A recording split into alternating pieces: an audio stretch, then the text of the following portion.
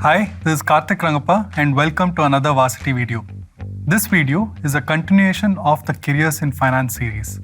If you've not watched the previous two videos where I've discussed opportunities in corporate finance and investment bank, then I would suggest you watch the previous two videos before you proceed. In this video, we will discuss career opportunities in public and private markets. Public market employers include people like us, stockbrokers. It also includes corporate entities such as the depositories, clearing corporation, exchanges, asset management firms like the mutual fund house, and even regulators. Various roles are available in this part of the financial world.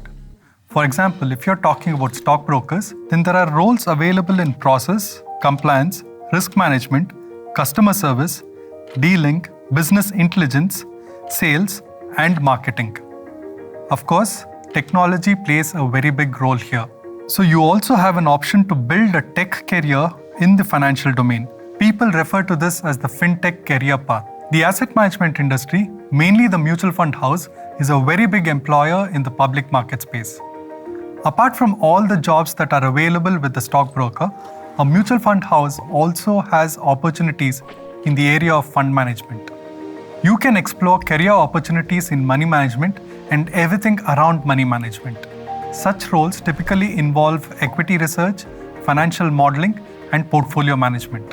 Portfolio management jobs include stock selection, portfolio construction, performance tracking, benchmarking of the portfolio, risk management, forward and backward testing, and fund accounting.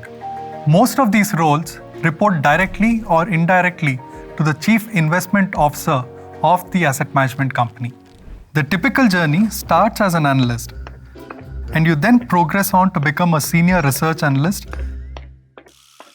AVP, VP, fund manager, and eventually the CIO of the asset management company.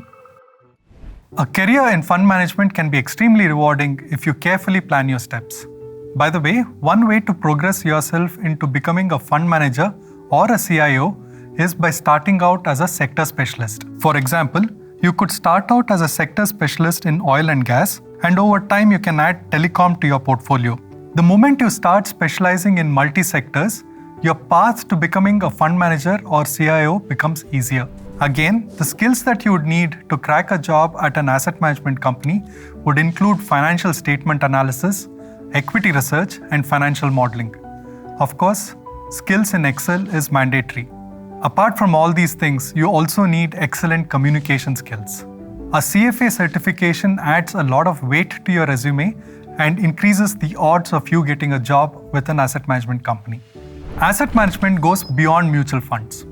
There are alternative investment funds, or the AIFs, which is the hedge fund equivalent in India, which manages funds for high net worth individuals. In a typical AIF, the usage of derivative products is quite high. Hence, being comfortable with derivatives is extremely important. Similar to an AIF, but on a smaller ticket size, you also have opportunities in portfolio management services. The skills required to crack a job at both AIF and PMS are largely the same. Then of course, you have investment opportunities in advisory and investment research advisory. These are areas where you can think about opportunities in terms of setting up your own business. Of course, you will need the regulatory permits before you start. Apart from PMS and AIF, you also have the registered investment advisory space.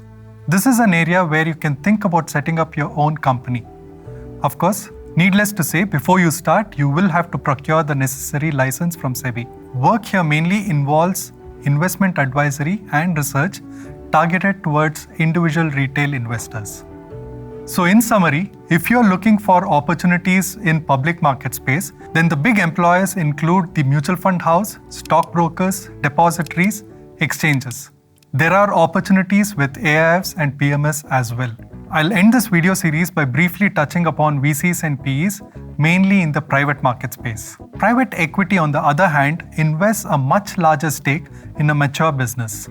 Just like the mutual fund, both VCs and PEs invest in companies.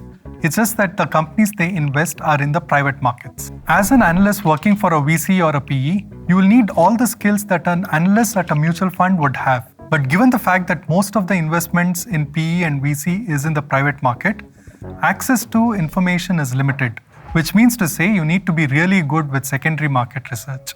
Jobs in VCs and PEs are very hard to crack, which also means you should have spent enough time in the industry to find an opportunity for yourself. Besides, these jobs are never listed on a typical job portal.